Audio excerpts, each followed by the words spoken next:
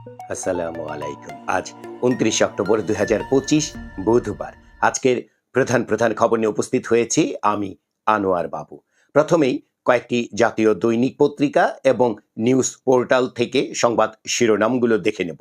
এরপর থাকছে বিস্তারিত। জুলাই জাতীয় সনদ গণভোট কবে সিদ্ধান্ত নেবে সরকার?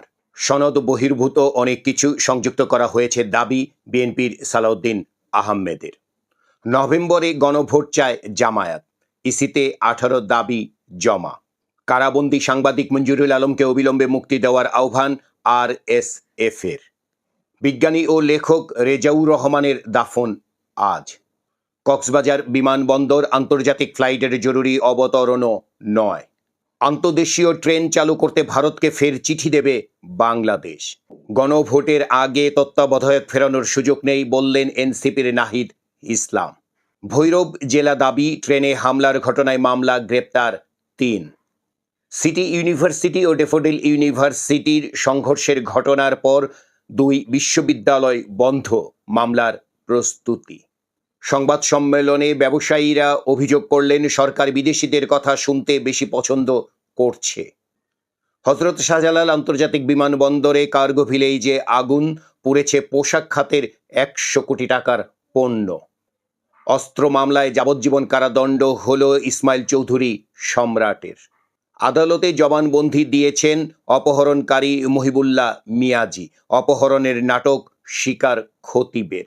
চট্টগ্রামে গুলিতে যুবদল কর্মী নিহত এবং নড়াইলে পিটিয়ে স্বেচ্ছাসেবক দলের নেতাকে হত্যা। গাজীপুরের শ্রীপুরে কারখানা খোলার দাবি।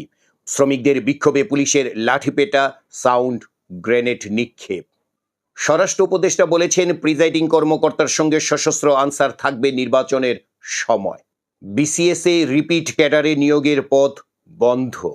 সরকারি পরিপত্র জারি, সরকারি ব্যয় কমাতে গাড়ি কেনা ও বিদেশ ভ্রমণে নিষেধাজ্ঞা। আওয়ামী লীগের ৫ জন সহ ঢাকায় গ্রেপ্তার ২১ জন। শাপলা প্রতীক নিয়ে গড়িমসির অভিযোগ নাহিদ ইসলামের। বিএনপির সংবাদে দেখা যাচ্ছে মনোনয়ন প্রত্যাশীদের ডাকা নিয়েও সক্রিয় সিন্ডিকেট। যোগ্য অনেক প্রার্থীকে ডাকা হয়নি, তারেক রহমানের নির্দেশনা উপেক্ষিত। গতকাল সকাল 10:30টায় মিরপুর ১০ নম্বর স্টেশনে মেট্রো রেল হঠাৎ বিকল, ভোগান্তি যাত্রীদের। আইন উপদেষ্টার সঙ্গে সাক্ষাৎ করলেন বিএনপির নেতারা। আগের নিয়মে জোট প্রার্থীদের প্রতীক ব্যবহার চায় বিএনপি। প্রতি ভোট কেন্দ্রে থাকবেন ১৩ আনসার সদস্য, জানালেন স্বরাষ্ট্র উপদেষ্টা। গত ২৪ ঘন্টায় ডেঙ্গুতে আরও ৪ জনের মৃত্যু হয়েছে এবং হাসপাতালে নতুন করে ভর্তি হয়েছেন ১,০৪১ জন। কুষ্টিয়া জেলার দৌলতপুর ও রাজশাহী জেলার বাঘা উপজেলার সীমান্তে পদ্মার চরে মাঠ দখল নিয়ে গোলাগুলিতে নিহত ৩ বিচারককে শোকজ করেনি প্রধান বিচারপতি। সত্যতা যাচাই করে সংবাদ প্রকাশ করতে গণমাধ্যমকে সুপ্রিম কোর্টের নির্দেশনা। তারেক রহমানের আবেগঘন বক্তব্য, প্রার্থীদের দ্বন্দ্বের পারদ শূন্যে নামতে পারে। ঋণের ৫,০০০ কোটি টাকা পাচার, দুবাই লন্ডনে সাবেক মন্ত্রী জাবেদের ৫৯৭টি বাড়ি। ৩ সাংবাদিককে হেনস্থা জামায়াতপন্থী আইনজীবীদের, সাংবাদিকদের কারাগারে পাঠাতে চাইলেন বিচারক। সঞ্চয়পত্রের সার্ভার ব্যবহার করে জালিয়াতি, বাংলাদেশ ব্যাংকের খবরে জানা যাচ্ছে। এই ছিল আজকের সংবাদ শিরোনাম। এবার বিস্তারিত। জুলাই জাতীয় সনদ গণভোট কবে সিদ্ধান্ত নেবে সরকার? এই সংবাদের ভেতরে দেখা যাচ্ছে জুলাই জাতীয় সনদ বাস্তবায়নের উপায় নিয়ে অন্তর্বর্তী সরকারের কাছে সুপারিশ জমা দিয়েছে জাতীয় ঐকমত্য কমিশন। সেখানে বলা হয়েছে সনদের সংবিধান সম্পর্কিত সংস্কার প্রস্তাবগুলো বাস্তবায়নে বিশেষ আদেশ জারি করে তার ভিত্তিতে গণভোট হবে।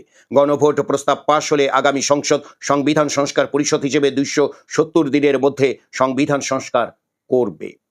তবে গণভোট কবে হবে সে সিদ্ধান্ত নেওয়ার ভার সরকারের উপর ছেড়ে দিয়েছে ঐকমত্য কমিশন। সরকার সিদ্ধান্ত নেবে গণভোট কি জাতীয় সংসদ নির্বাচনের দিন একই সঙ্গে হবে নাকি আগে হবে।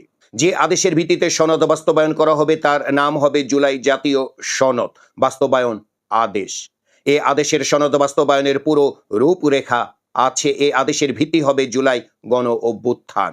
গতকাল মঙ্গলবার দুপুরে অন্তর্বর্তী সরকারের প্রধান উপদেষ্টা অধ্যাপক ডক্টর মোহাম্মদ ইউনূসের কাছে ঐকমত্য কমিশনের সুপারিশ জমা দেওয়া হয়।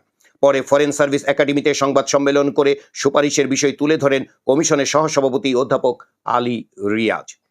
84টি সংস্কার প্রস্তাবের মধ্যে সংবিধান সম্পর্কিত 48টি প্রস্তাব বাস্তবায়নে ঐক্যমত্য কমিশন 2টি বিকল্প সুপারিশ করেছে। একটিতে বলা হয়েছে 270 দিনের মধ্যে আগামী সংবিধান সংস্কার প্রস্তাবগুলো বাস্তবায়নে ব্যর্থ হলে সেগুলো স্বয়ংক্রিয়ভাবে সংবিধানে যুক্ত হবে। সেক্ষেত্রে সংস্কার প্রস্তাবগুলো বিল আকারে আদেশের তফসিলে থাকবে। জুলাই সনদ বাস্তবায়ন আদেশ ও খসড়া বিলের উপর গণভোট হবে। অন্য সুপারিশ অনুযায়ী গণভোট হবে আদেশ ও আদেশের তফসিলে থাকা সংস্কার প্রস্তাবের উপর। তবে 2টি বিকল্প উপায়ের কোনোটিতেই সংস্কার প্রস্তাব নিয়ে গণভোটে রাজনৈতিক দলের ভিন্ন মত গুরুত্ব পাবে না। গণভোটে হ্যাঁ জয়ী হলে ঐক্যমত্য কমিশন যেভাবে সংবিধান সংস্কার প্রস্তাব তৈরি করবে সেভাবেই তা বাস্তবায়িত হবে। খসড়া আদেশে বলা হয়েছে গণভোটের সার্বভৌম ক্ষমতা প্রয়োগের উদ্দেশ্যে সনদ বাস্তবায়ন আদেশ ও আদেশের তফসিলে থাকা জুলাই জাতীয় সনদের সংবিধান সংস্কার সম্পর্কিত অংশ গণভোটে উপস্থাপন করা হবে। গণভোট অনুষ্ঠিত হবে গোপন ব্যালটের মাধ্যমে। গণভোট আয়োজন করবে নির্বাচন কমিশন। এজন্য একটি আইন অধ্যাদেশ করা হবে। জুলাই সনদ বাস্তবায়ন সুপারিশে অসঙ্গতি দেখছে বিএনপি। এই খবরেও দেখা যাচ্ছে জুলাই জাতীয় সনদ বাস্তবায়নের উপায় নিয়ে অন্তর্বর্তী সরকারের কাছে জাতীয় ঐক্যমত্য কমিশন যে সুপারিশ জমা দিয়েছে তাতে অনেকগুলো অসঙ্গতি দেখছে বিএনপি। দলটির নেতারা বলছেন ঐক্যমত্য কমিশনে আলোচিত হয়নি বা ঐক্যমত্য হয়নি এমন বিষয়েও এতে সংযুক্ত করা হয়েছে। সুপারিশমালার সঙ্গে দেওয়া সংযুক্তিতে ভিন্ন মতের কোনো উল্লেখ নেই। এ বিষয়ে গতকাল মঙ্গলবার বিএনপির স্থায়ী কমিটির সদস্য আমির খসরু মাহমুদ চৌধুরী ও সালাউদ্দিন আহমদ পৃথকভাবে প্রতিক্রিয়া জানিয়েছেন। এর মধ্যে সালাউদ্দিন আহমদ গতকাল বিকেলে সচিবালয়ে আইন উপদেষ্টার সঙ্গে দেখা করার পর সাংবাদিকদের বলেন, জাতীয় ঐক্যমত্য কমিশন জাতীয় ঐক্যমত্য প্রতিষ্ঠার বদলে জাতীয় অনৈক্য প্রতিষ্ঠার একটা প্রচেষ্টা গ্রহণ করেছে। তিনি বলেন যে জুলাই জাতীয় সনদে রাজনৈতিক দলগুলো স্বাক্ষর করেছে সেই স্বাক্ষরিত সনদ বহির্ভূত অনেক পরামর্শ বা সুপারিশ সনদ বাস্তবায়নের আদেশের খসড়ায় যুক্ত করা হয়েছে। জুলাই জাতীয় সনদ বাস্তবায়নের লক্ষ্যে গণভোট আয়োজনের বিষয়ে কমিশনের সুপারিশে জাতীয় সংসদের নির্বাচনের আগে বা নির্বাচনের দিন অনুষ্ঠানের কথা বলা হয়েছে।